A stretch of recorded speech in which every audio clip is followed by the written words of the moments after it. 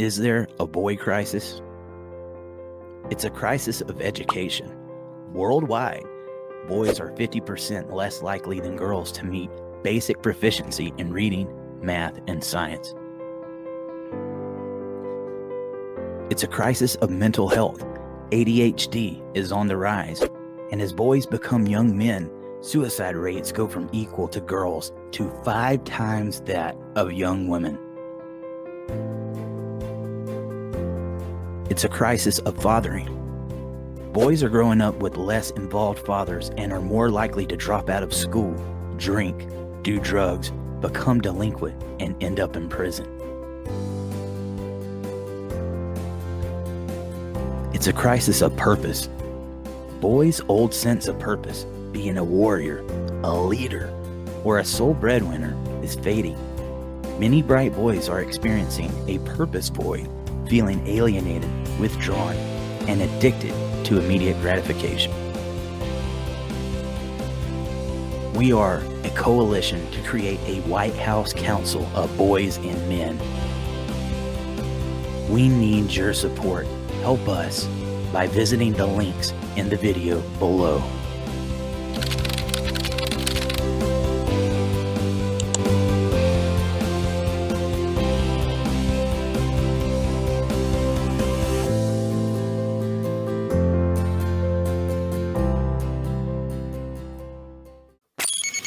Welcome to Dad Talk Today.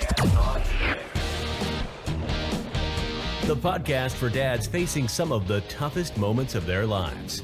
We are here to walk with men through divorce, keep them connected to their kids, help them understand their rights, and work for change in family law courts. Moms, you are always welcome too. We are all about advocating for shared parenting and doing what is best for our kids. Here is your host, Eric Carroll.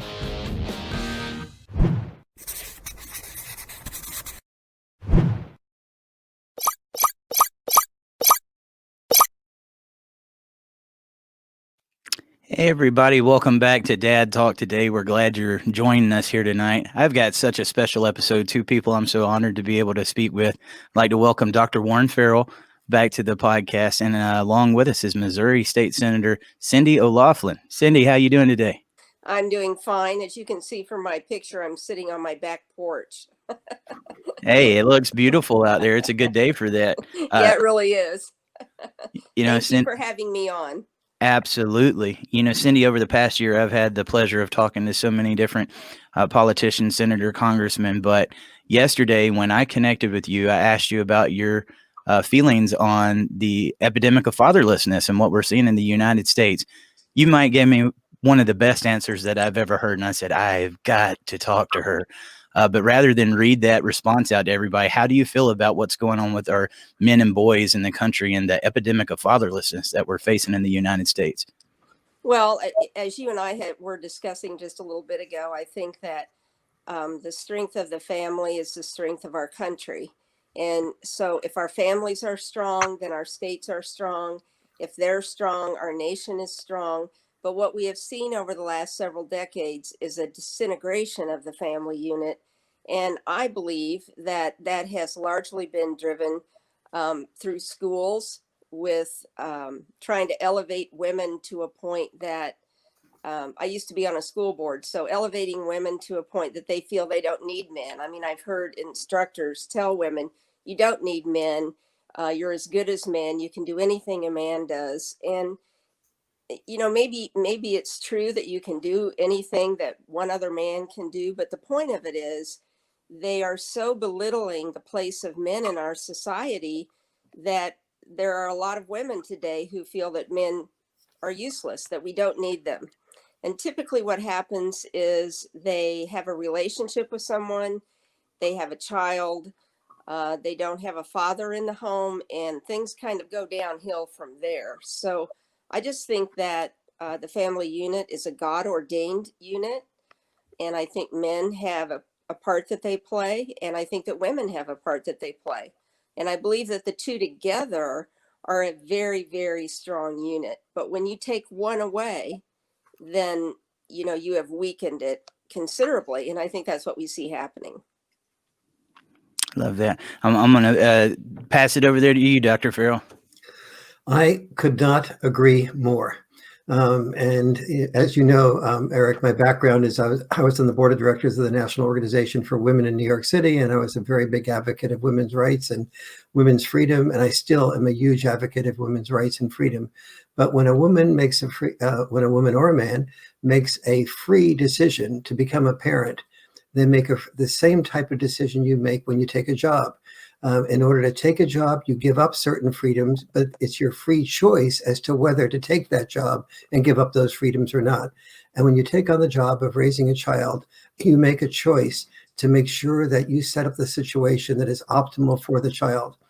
And so when I started the research for the boy crisis, I had done enough research in the past to know that children do best when they have both mothers and fathers. But what I didn't have as much of a clue of is the fact that there were more than 50 different developmental areas in which children succeed to a much greater degree when they have the combination of mother and father involvement, like Senator O Laughlin was just saying. It is that checks and balance parenting that gives children an opportunity to have the nurturing and the connection and the unconditional type of love that mothers tend to give in their style, which tends to be more protective oriented, nurturing oriented, a recognition of the child's gifts. What dads also have unconditional love, but they have more conditional approval. The dads will often say the way that they express their unconditional love is to say, you really need to finish your peas before you have your ice cream. And if the children don't finish the peas, the dad will not let himself be manipulated into having fewer peas before the ice cream. The mother is more likely to feel like, the child had a tough day at school. He just was crying. He said he was bullied, or she said she was bullied. I don't want to have a big argument over a few peas.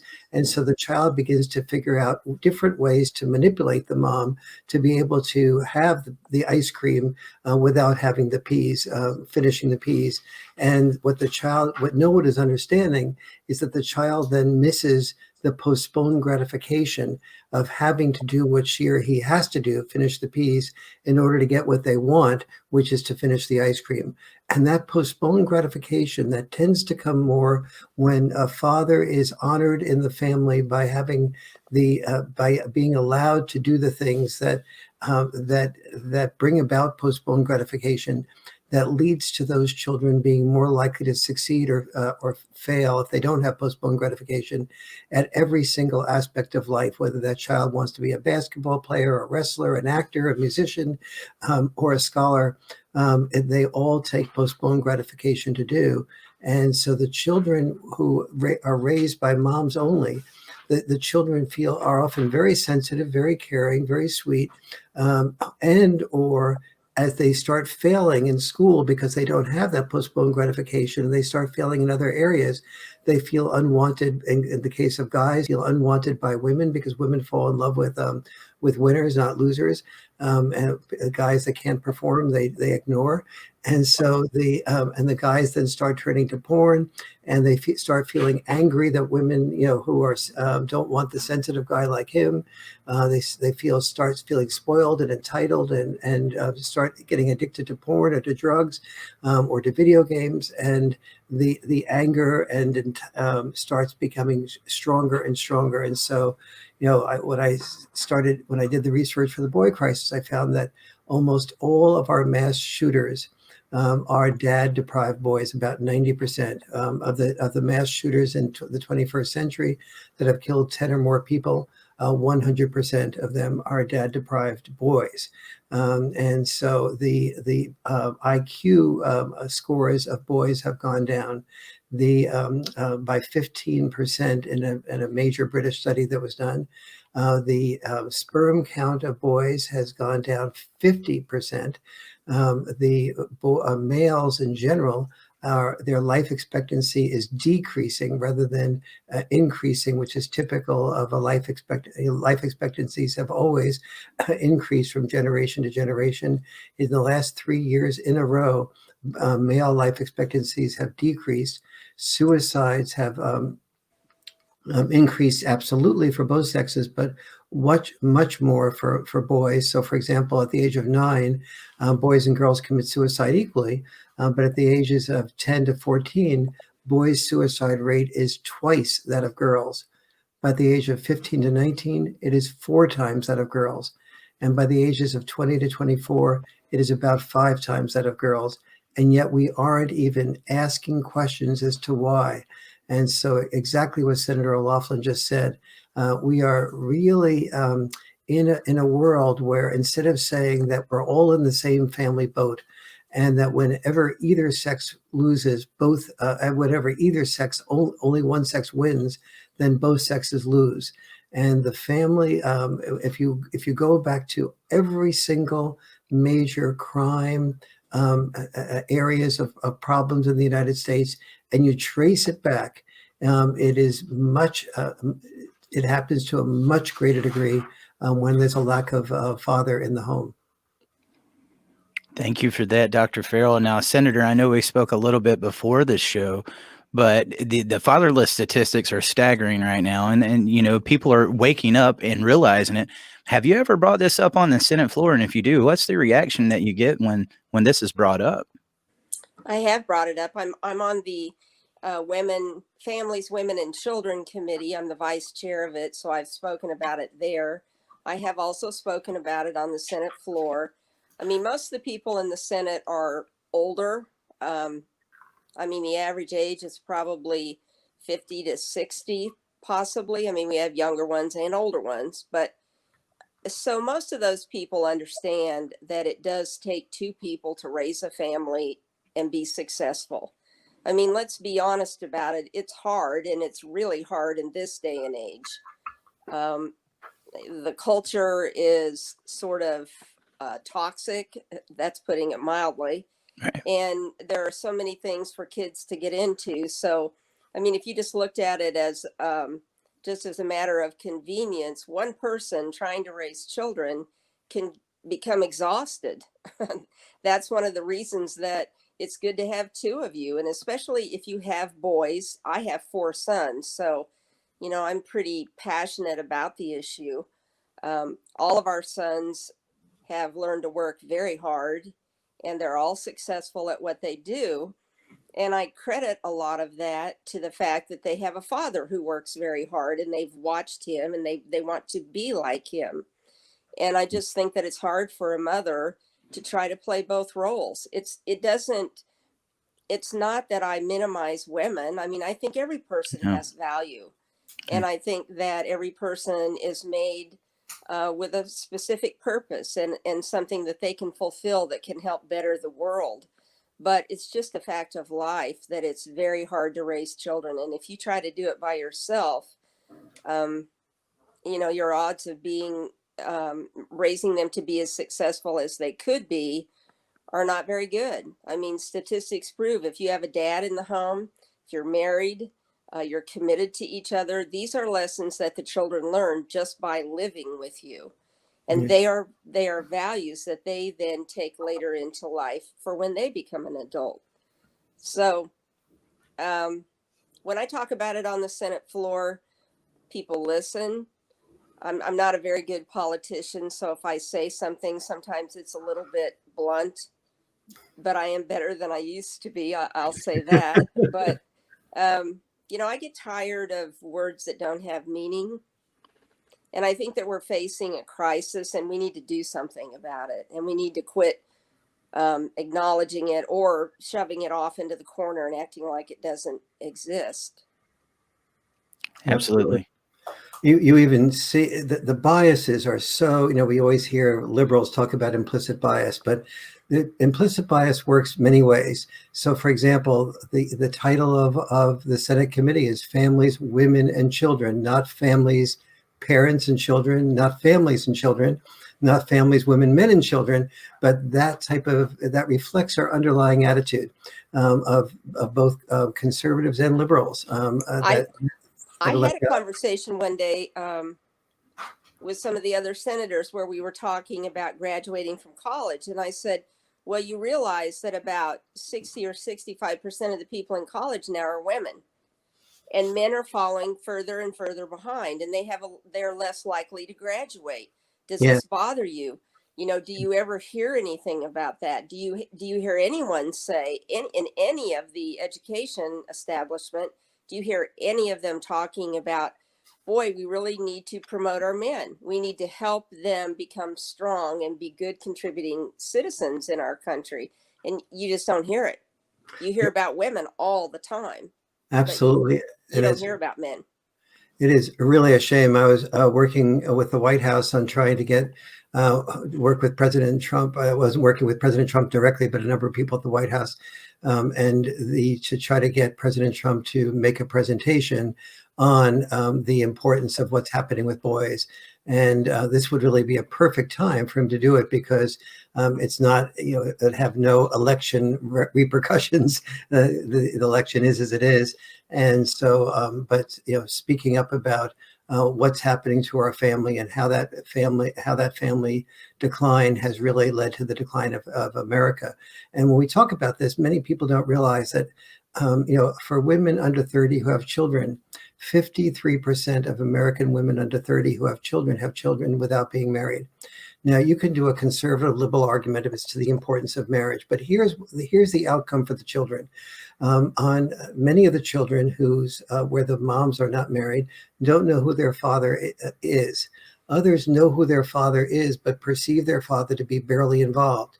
Others, when the women live with the man, and so you can do a conservative liberal argument as to whether that's moral or immoral.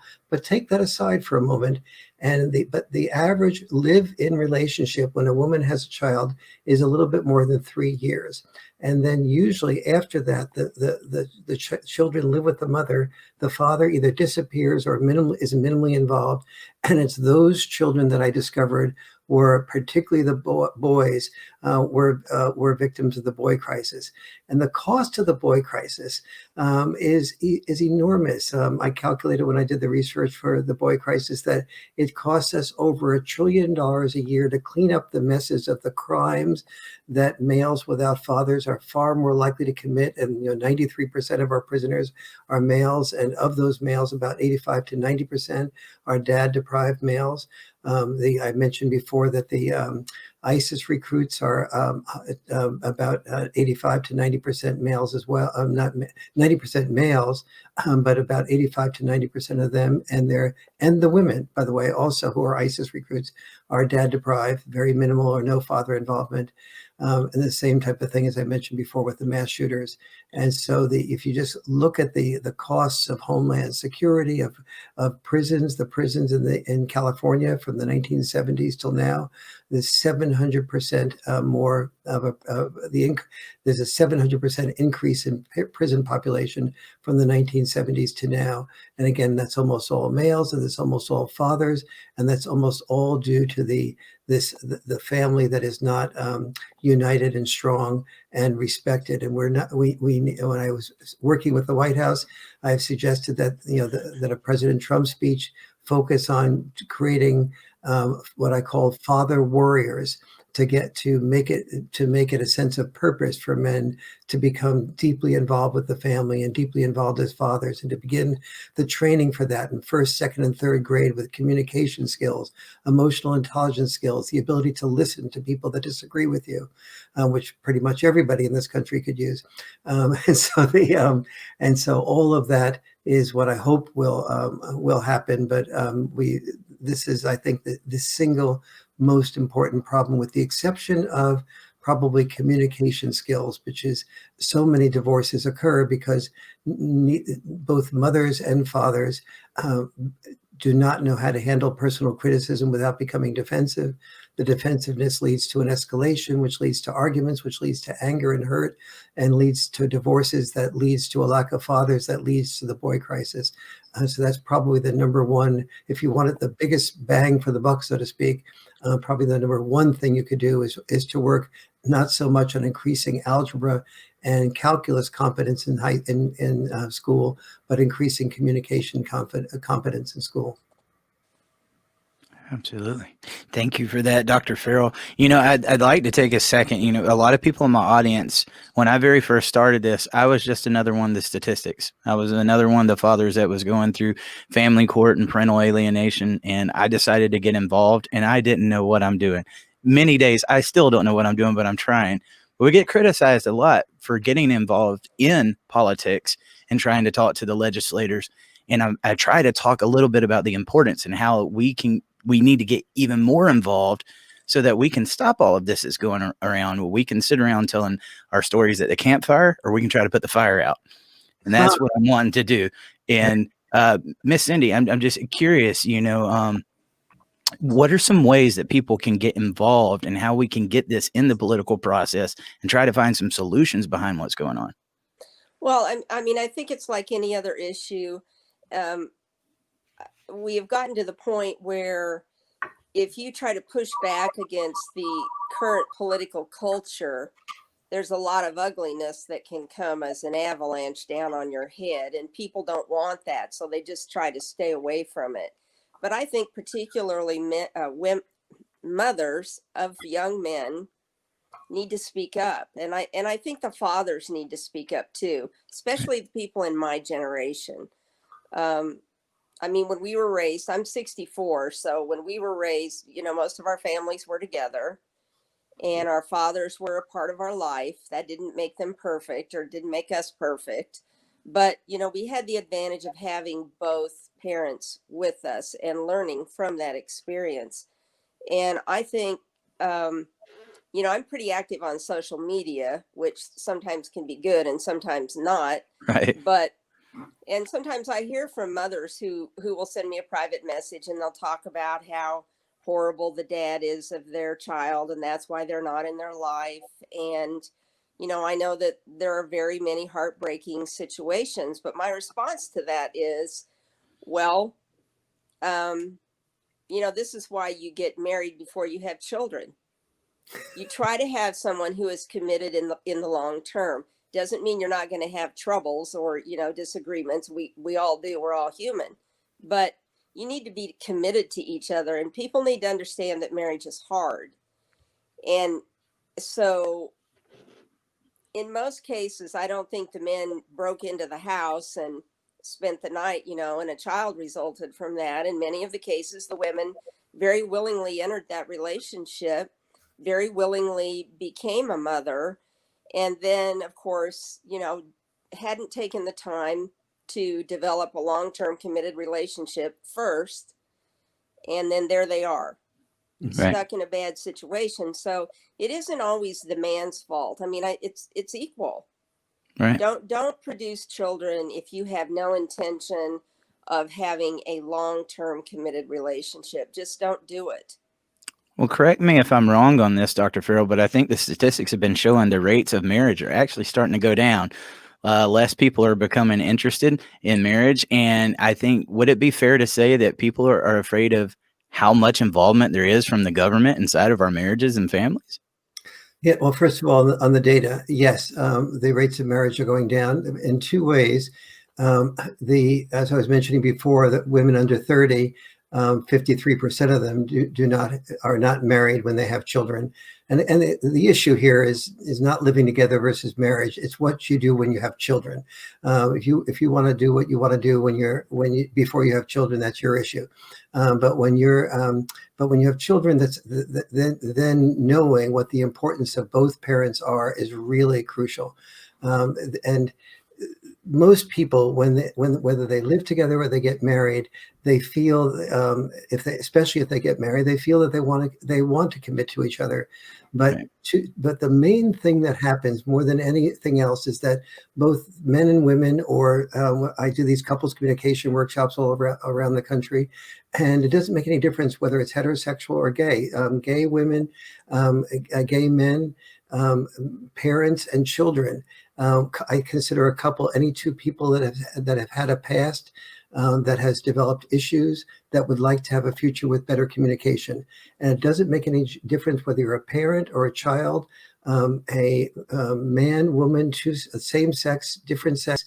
even Republicans and Democrats, the issue is exactly the same. The total inability of people to handle criticism without becoming defensive, that leads to an escalation of the argument, that leads to a cemetery of relationships, and you start burying the people you love in your mind, and that leads to drinking, to affairs, to over involvement with the children sometimes, because the children are the only people that make you feel like you have a sense of purpose.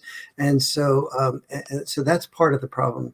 Another big part of the problem is what Senator O'Laughlin was just saying, was men need to speak up and women need to speak up. But women have done a really good job in the last half century of speaking up. We've had hashtag Me Too.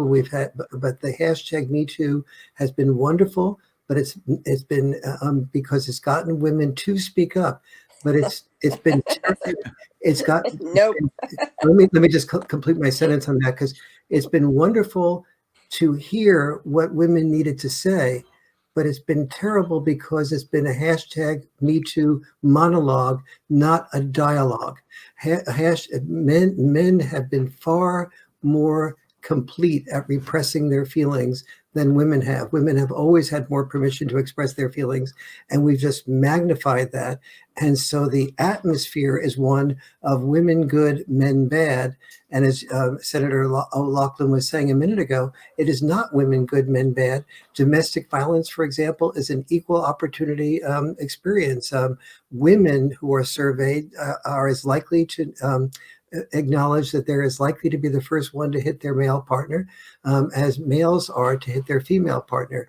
Interestingly, when women and men are younger, women acknowledge 3 to 4 times as likely to hit their male partner when they're dating than the male is to hit the female partner.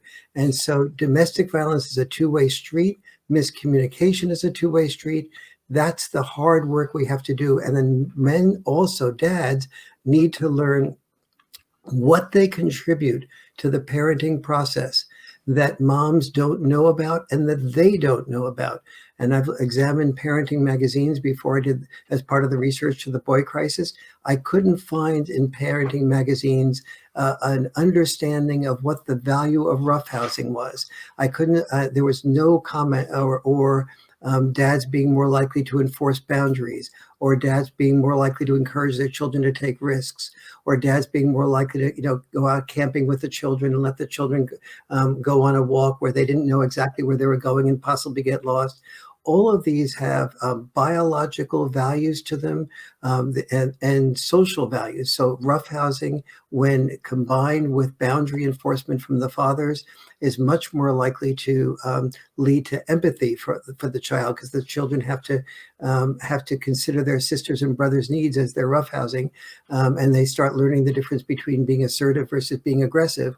And the father has developed a bond through the roughhousing with the children, and then is able to say, if you don't, Jimmy, if you continue to put your elbow in your sister's eyes, you're going to lose the roughhousing. And so the children learn to start thinking of somebody else's needs other than their own, and learn those boundaries between assertiveness and aggressiveness.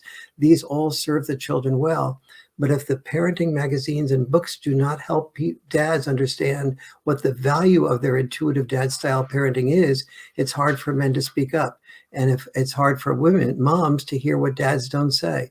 And so we have so much important work to do if we want to know the tools to keep the family strong. And so these communication tools are crucial to keeping the family strong, to keeping fathers involved, because we have the luxury now to not be married, which we never had in the past. We got married for survival reasons. Now we have the luxury in the middle and upper middle class to break up. But the luxury of breaking up produces an outcome that is very destructive in terms of doing that breaking up. Absolutely. Senator, your thoughts on that? Well, I mean, I think I understand what Dr. Farrell is saying. I think I take a little bit of a different view. I feel that we've kind of gotten into a mode of devaluing what you typically see in men and what you typically see in women. So women, I think, are just inherently more, a little bit more emotional. They can understand other people's. They have more empathy. They can understand people's feelings. They think in those terms. Men think more in sort of more logistical. I was going to say rational, but that's not really right either. But we have two different styles of being, and I think that's the way God made people. I mean, that's where I come from. And I think that what we allowed to happen really is we've allowed women to be sort of belittled. If you're the kind of woman who wants to have children and stay home and raise your children, you don't hear much about that in today's society. It's not really looked at with a lot of respect. But what you do hear a lot of is a woman who's working, all day in the corporate office, and she's in a high position, has a lot of responsibility, and those kinds of things are built up in women. Not to say that women are not able to do that kind of thing, but I think that we need to recognize the intrinsic sort of feelings and values that women have as compared to men, and we need to sort of be respectful of that. So we've tried to push men down and try to diminish their, for lack of a better term, manliness. And we've tried to push women's feminine side down and almost tried to make them be a man. So, I don't think women were made to do what men do. I think women have certain strengths and men have certain strengths, and together they're really very complementary. And yes, there can be people who have one or the other, in opposition to what the average is. I get that. But everybody has value. And I believe that the rate of marriage has gone down because we have a society where, it's okay to shack up with somebody if you want to live that way forever. Okay, fine. But then when you bring, as Dr. Farrell says, when you bring children into the picture, then you've got a problem. And I think that looking at it from the man's point of view, if you're living in a world where you're kind of belittled and diminished, and the average person, or the average person that you might consider marrying, which would be a woman in most cases, if they kind of look at you and don't really value who you are, why get married? And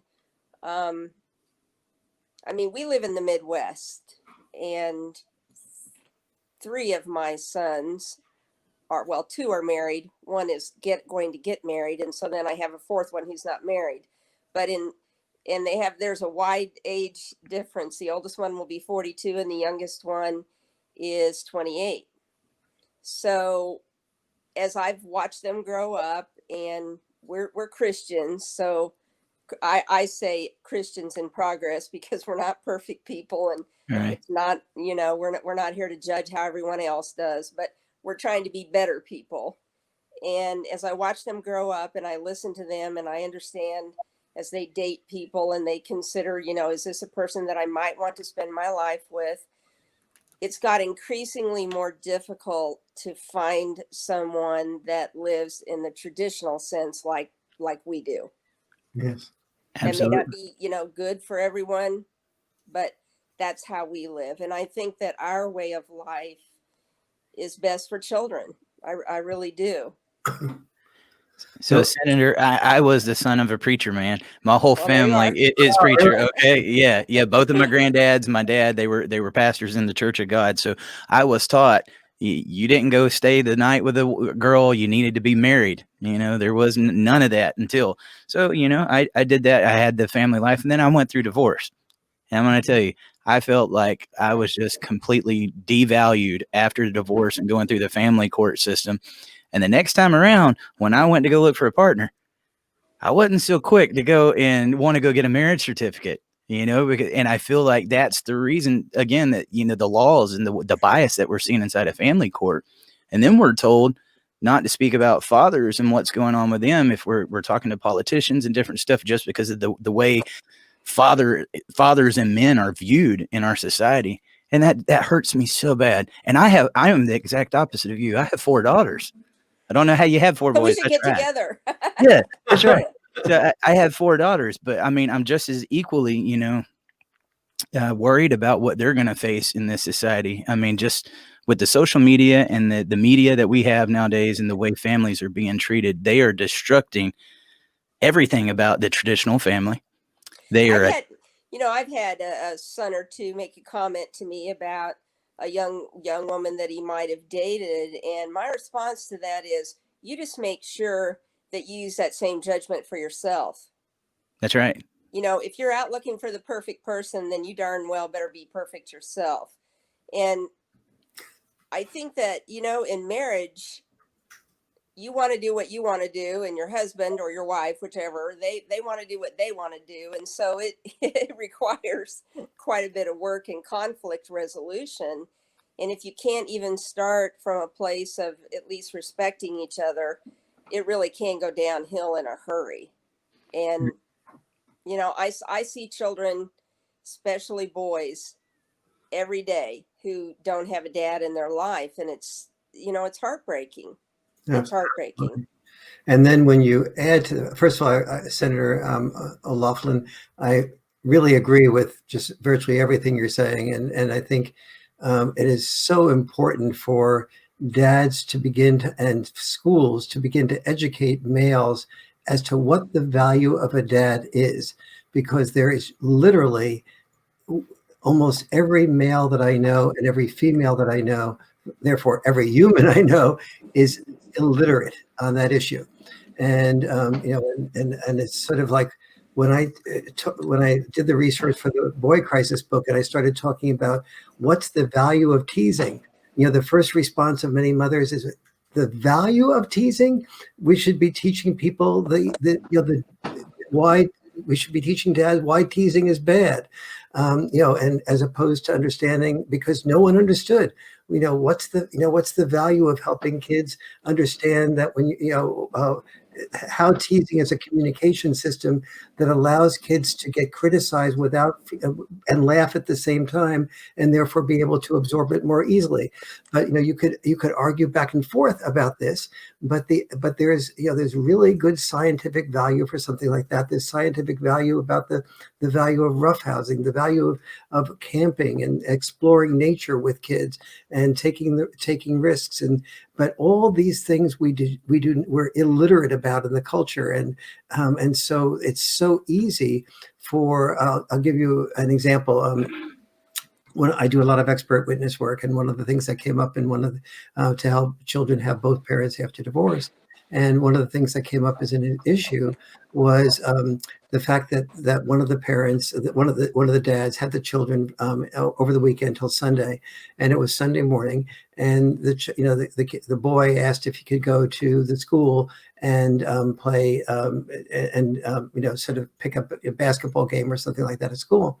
And the dad said yes, and he drove him to the school, and he left him there, and then came back, and at the school, the kid got into a fight with some kids who were sort of bullying, and they were drinking. The kid was about 11 years of age, and they were talking about fouling practice and stuff like that. And long story short, got into a fight, came back, and the dad started to talk through, well, what were the signs that you were getting together with boys that were not the right type of boys.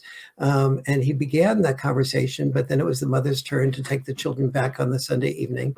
And so the boy went into the mother's car, and the mother noticed that, he had a little bit of a black eye type of thing. And she said, well, what, how did that happen? And the boy said, well, I was at the school and And the mother goes, well, where was your dad? And he was back home. Well, what was he doing at home? He was watching the playoffs. Well, that's so typical of your dad.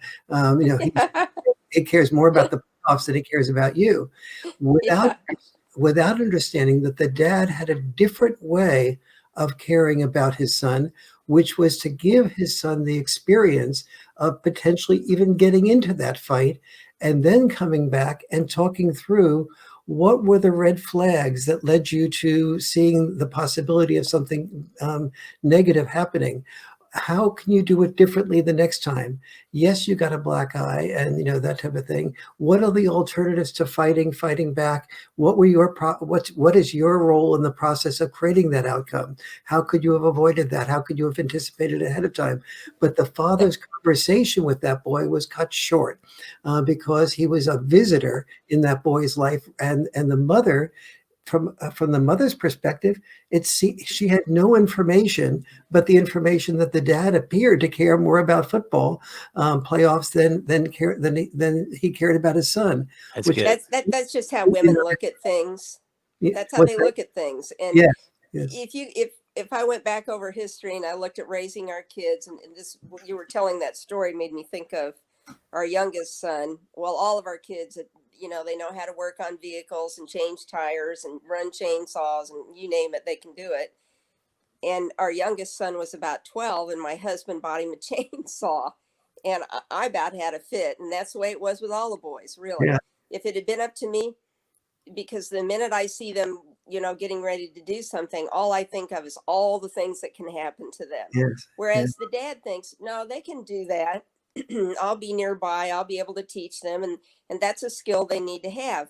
Well, in retrospect, I really got upset with my husband and said, Alex is going to cut his leg off with that chainsaw. And he's like, no, he's not. And, he didn't. Yeah. And as I look back over all the things that, he just taught the boys to be men.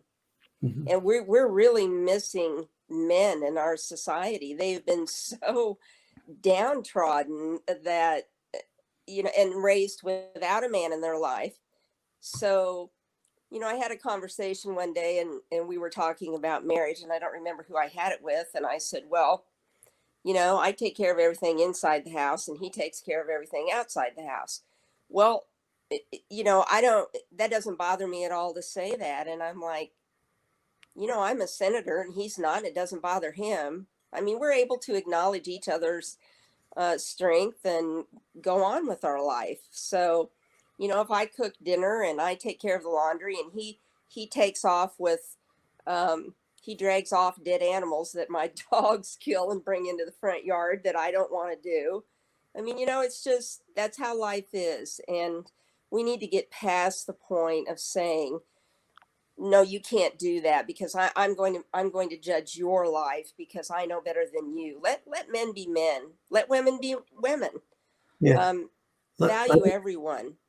When we allow each child, when we nurture what their unique selves are, 4 out of 5 times, men will be more men, women will be more women. And occasionally the opposite will be true. The male will be right. Feminine, the female much more masculine orientation. Mm-hmm. And that is great. That's one of the great freedoms we have today that we've never had in the past, is the freedom to allow our children to be who they are. Mm-hmm. But when it comes to the male-female differences in raising children, here's the type of dynamic that has occurred, that where I think that what you're saying, Senator O Laughlin, can be really understood. What you described, like picking up the dead animals and taking care of things outside of the home, your dichotomy is exactly correct. So the women are much more likely to do housework inside the home. Men are likely to do what we could call housework outside the home. They're likely to make their contributions much more outside the home. And so I started looking at that some years ago when I wrote a book called Women Can't Hear What Men Don't Say, and outlined 52 areas of contributions to the home that men tend to make more than women tend to make, as opposed to the contributions that women make, which tend to be much more inside the home. So when housework, and I did that because housework studies are almost all measures of what is done inside the home. So they show. Yeah. So the advertisement has been that that women work outside the home, and then they do 70 or more than their share of housework, their housework, because the word housework is equivalent in almost everyone's mind to the things that are done inside the home. Laundry and dishes and that kind of thing. And those things are, in fact, done more by women, like you just said. but men are far more likely to, take not just take the garbage out, and but also shopping for the computers, and helping to hook the computers up, and and doing the so they say shopping in the grocery store, yes, more likely to be done by women, although that's getting much more equal. But the important thing is, part of the measuring of the positive behaviors of females by only limiting it to the types of things that females are more prone to do, and then putting men down for not doing their fair share without measuring the entire share of what men do, is part of the way feminism has demonized men and devalued men, and made our sons go into school and they hear that the future is female. Well, that doesn't really inspire our sons to for their future, or you go girl, or girls, girls are good, and or we live in a patriarchal world, a world dominated by a patriarchy in which men made the rules to benefit men at the expense of women. Yeah, and I don't want to hear misogynist anymore. Yes, and if Every you time I hear that word, I'm just like, I cannot stand it if you say that one more time. That's exactly how I feel about it. I mean, my goodness, stop it. I've always worked in a male dominated field, Mhm. and has there ever been situations that were kind of difficult? Yeah, but did I handle it? Yes. I mean, grow up, people. Yes, and this We're not all victims, and stop making all men predators and criminals and all women exalted, because yeah, I know a lot of women that aren't very good in any way. and this They're is not adding anything positive to the world. So And this has been the real shadow side of feminism, is that it's they've been honing victimhood as a fine art, and we don't respect people who hone victimhood as a fine art.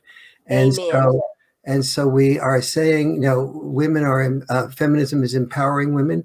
Well, at the beginning, maybe you could, Helen Reddy would say, "I am woman, I am strong," but today it's, "I am woman, I've been wronged." And so Right. you That's good. Right. That's good.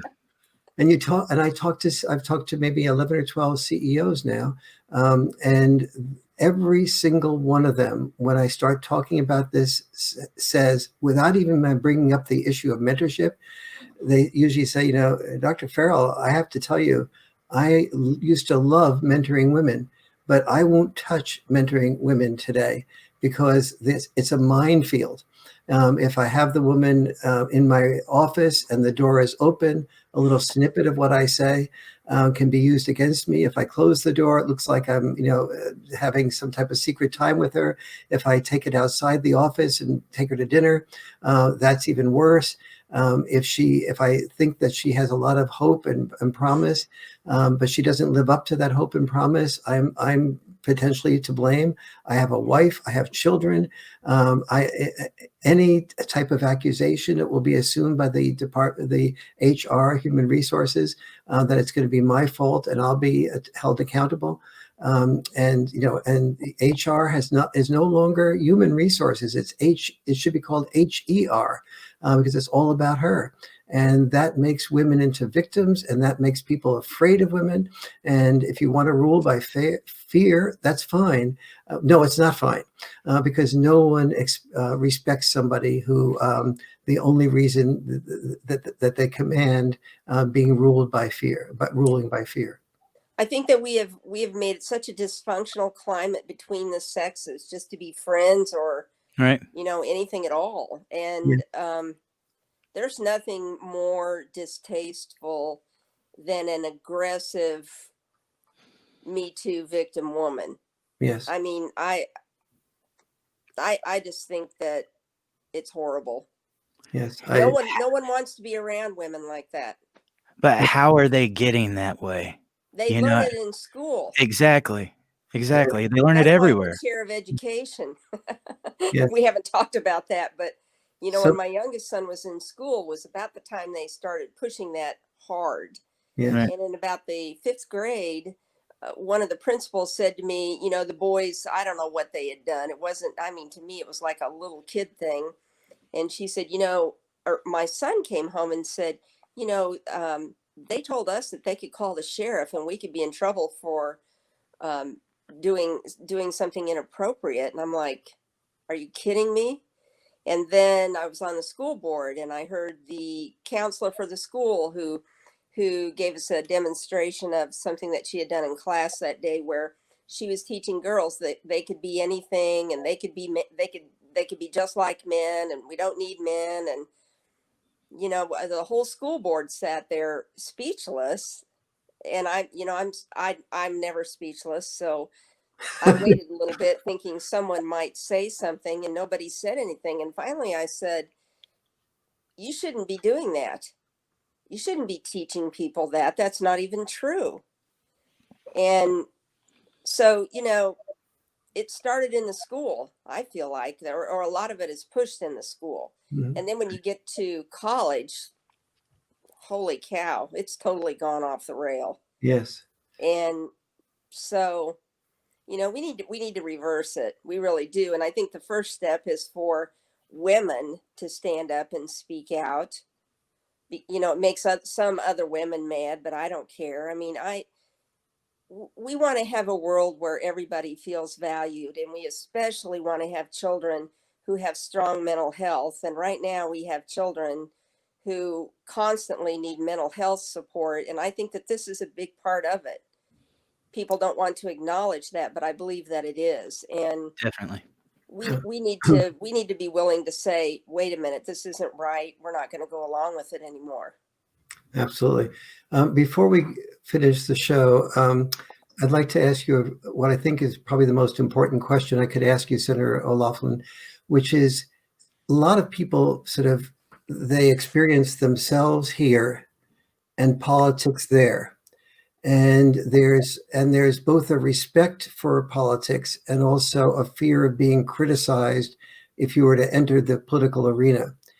And so the question I'd like to ask you is, what did you do inside of yourself that allowed you to bridge the gap between yourself and a much more peaceful world, and Great question. and entering into politics? What were your fears? How did you build the bridge? How did you overcome, I'm going to have to raise money. I'm going to have to do things, therefore, that people don't want me, that I don't want to do, because to raise that money, your sense of worthiness. Maybe that's enough of a question for a good starting block there. Well, first of all, I'll tell you that for a long, long time, I have observed the world. As soon as you have children, you see the world differently. That's right. Yes. So, having a son who's 42, I have watched things happen in the world, and I've looked at the culture, and through our church, and through praying about wisdom and the ability to set a path that is what is right for me and for other people. So that's where I started from. And then in order to get past the, reluctance of it, I just started going out and talking with people. So I have 14 counties because I have a pretty rural area, so it's not a big population. And I just went around and talked to people. I would just go in and ask them, how do you think things are going? How do you like what's happening in your school? What do you think about this policy or that policy? Or, and I would listen to people. And I'm from a pretty conservative area, pretty conservative, but it solidified my belief that somebody needed to stand up and speak out.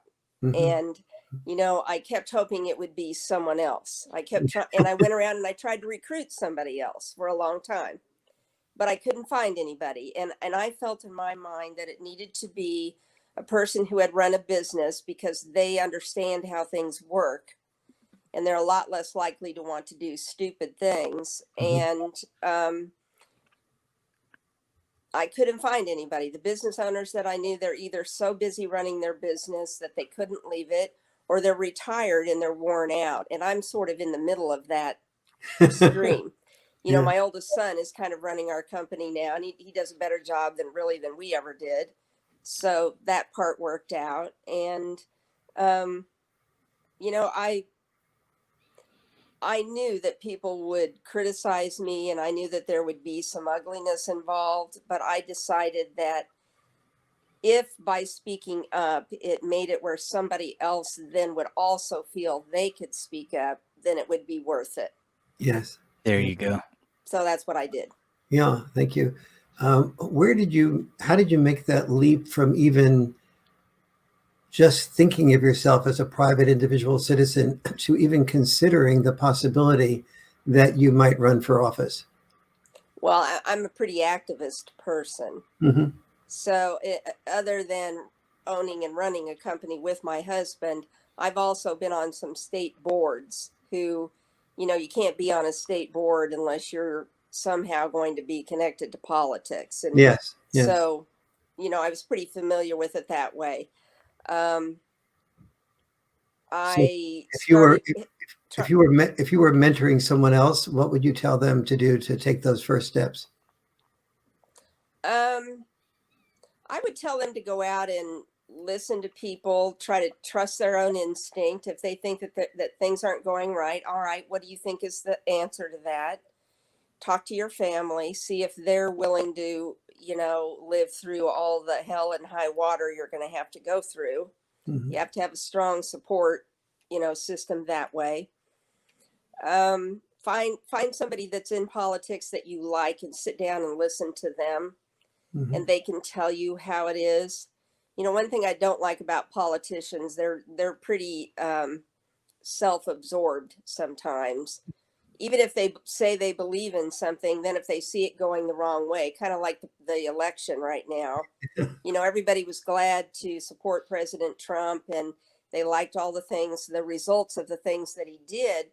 But now that the election is being, in my opinion, certainly, if not stolen, pretty darn close to it. There's a lot of irregularities, but they, you know, they don't want to get involved in it because they always see the world through the lens of what will this mean to me? What Mm-hmm. will my future be like? Yes.